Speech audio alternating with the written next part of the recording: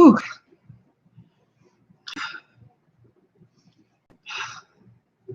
There we go. All right.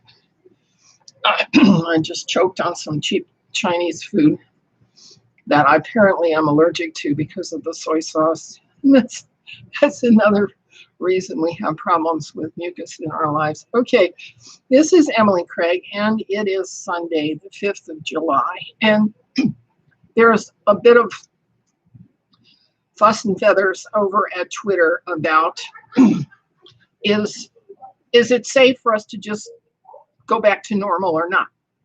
And I would like to go back over what I have learned from George Webb's detailed biology, biochemistry presentations from March, and Judy Mikovitz's presentations, and indicate and show that no, this epidemic isn't over yet. And the reason why it's not over. According to George Webb, the test for immunity doesn't give or show or measure an immune response. It tests for the number of exosomes that a person is emitting in their saliva or some other way. And exosomes are dead cells. They're not immune reactions. Further, there are packets of other diseases in the virus itself. There are packets of HIV and SARS and Ebola.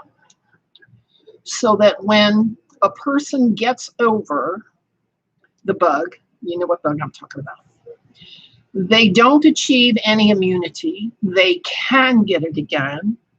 And if the membrane that the bug is contained in is punctured by some further stress, those other packets can be released and go to work on you. This means that if you acquire the bug, you don't get immunity with it. You may get over it, but you can get it again and again and again. And each time you get it again, you are more liable to pick up one of the deadly packets. And so self-isolation, staying away from crowds, staying away from people is probably the best strategy for keeping the bug itself out of your system. Now, people who have the bug, they can carry it for a long time and have no symptoms.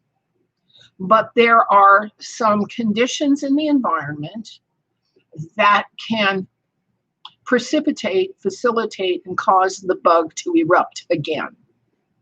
Now, one of these is allergies, okay?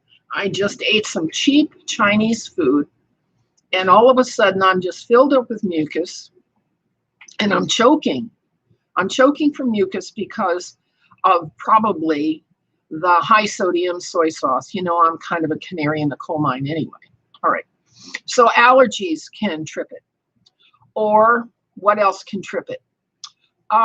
You know, the grains that are in our diet generally, and the soy, are almost all treated with glyphosate or glyphosate, whatever you want to call it, from Monsanto. And how that functions is to dry up, to dehydrate the grain husks so that the grains are easier to harvest.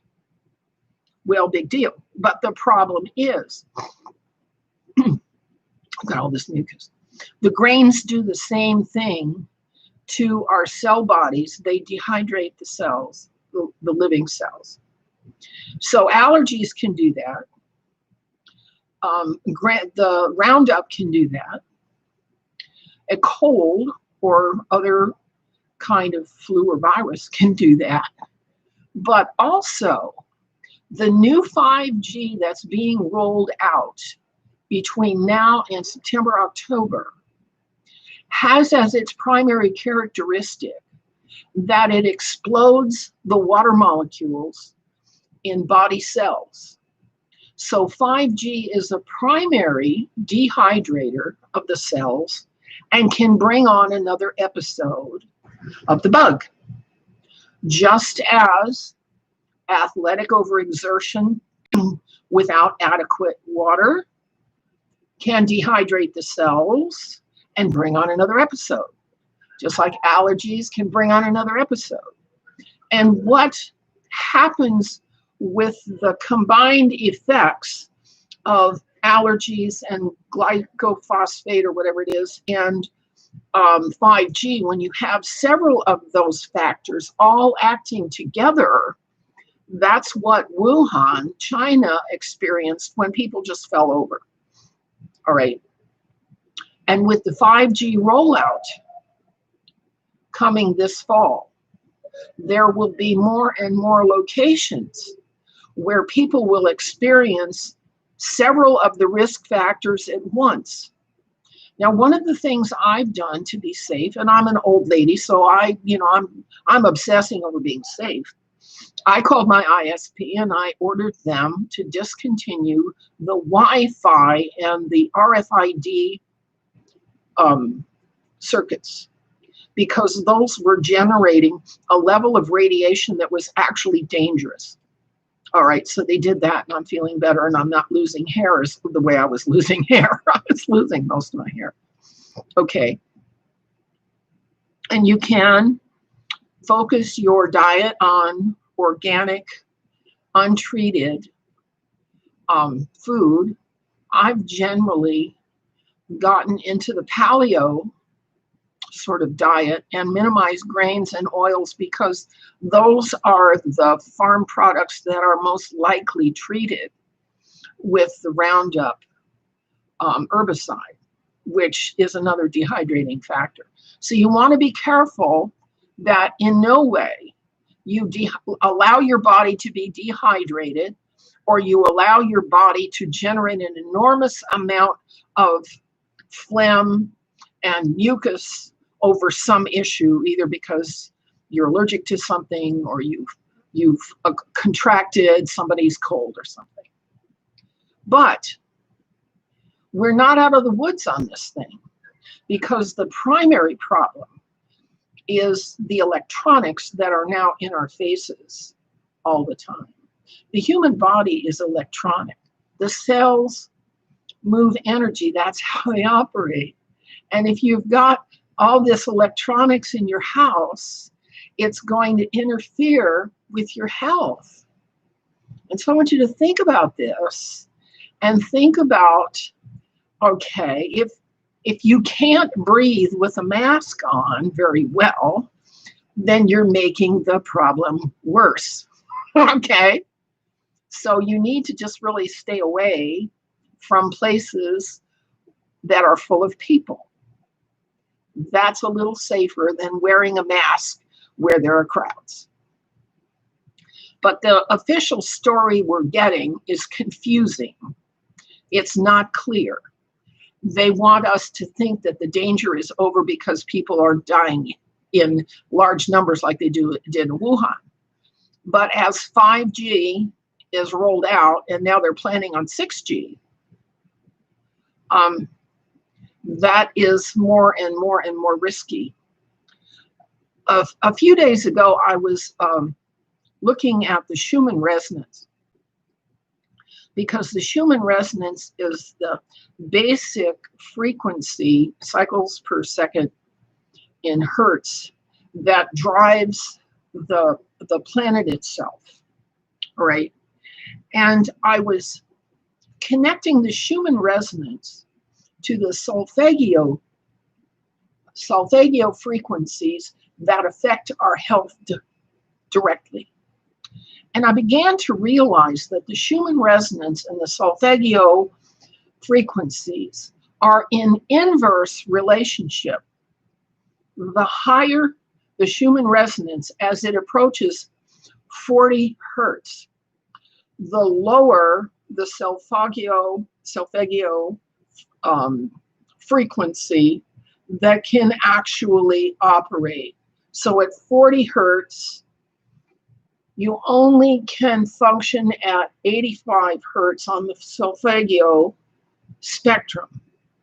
At the bottom of the Schumann resonance, at 3.14159, when the Schumann resonance goes down that low, that's when you can tune in to 963 or 852, I think it is.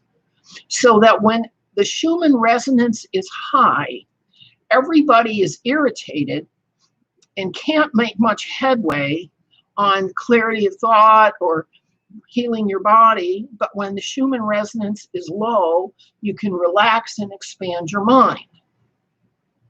This is how our consciousness works.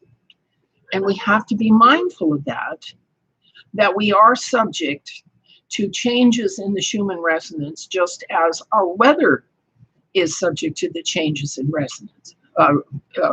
Schumann resonance. So there's a lot to be mindful right now, just in terms of our health. And since a lot of us are stuck at home, we have time now. We have the leisure and the luxury to think very carefully and to connect the conditions that we're confronting to the condition of our physical organism. This is laws of cause and effect that are not taught.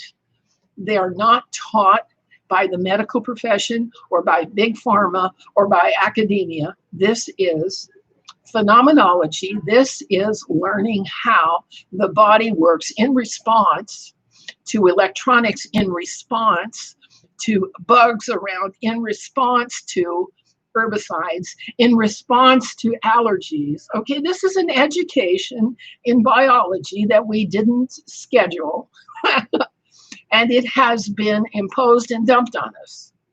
So let's make use of it and learn from it. But we are nowhere near out of the woods on this bug being passed around, because 5G complicates it at a magnitude, just a terrible magnitude. Now I've got some comments here. Hello, Tinfoil Hatter. Hi, Tinfoil Hatter. They taught me how to work, but they didn't teach me how to shirk. Well, all right. A lot of us are shirking right now. Let's make the best use of it and stay well. And I'll pray for you and you pray for me, and we'll get through this. How does that sound? Does that sound all right? Okay. But don't assume anything. When you assume, you make an ass out of you and me. Don't assume anything. This epidemic is not over. And the bug is complicated. It's not simple. As the research on autopsies in France has proven, that what kills people with this bug is the thrombosis of the lungs, caused by a lot of factors. So just mind your P's and Q's, and let's get through this, and I'll see you soon. Bye-bye.